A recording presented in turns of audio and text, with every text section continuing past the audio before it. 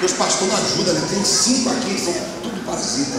Qual o nome da senhora? Marlene. Mora onde? Assim, Qual foi a bênção? a bênção tem 2 vezes.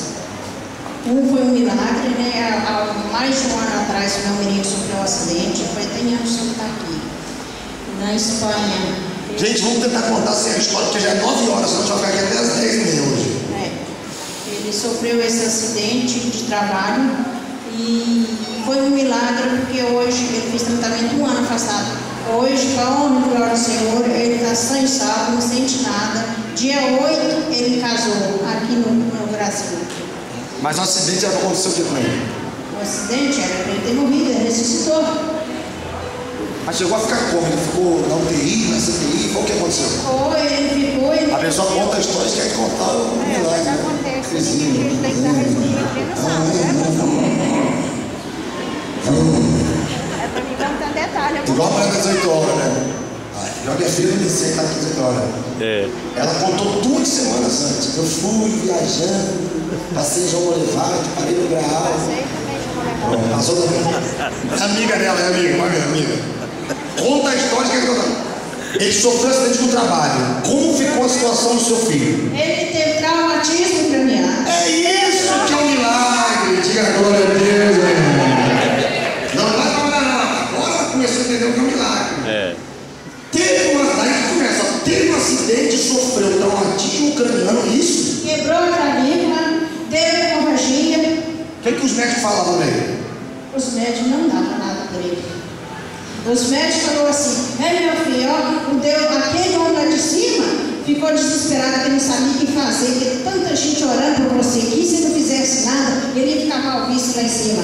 E a senhora fazendo a campanha aqui. Eu, meu irmão e o médico falou isso aí? Depois ele ficou curado. Quem ouviu o que o médico falou? Que médico doido. O homem lá de cima te curou porque ia ficar mal com as pessoas que estavam orando, muita gente orando. Ficar com ele, né? Sério, meu filho, se ele não fizesse nada. Porque pelos médicos não tinha jeito. E hoje, como é que está seu filho? Hoje está bem, né?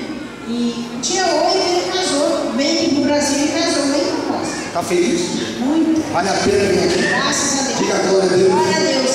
Tem mais um? Tem. Então conte mais um. De sexta para sábado, eu e meus 2 filhos, um é esse, né? Meus 2 filhos viajamos para ir ver aquele menino, só foi nem em casa orar para ele. Em São Paulo. Nós chegamos no trevo de São Gonçalo. Aconteceu um acidente com nós.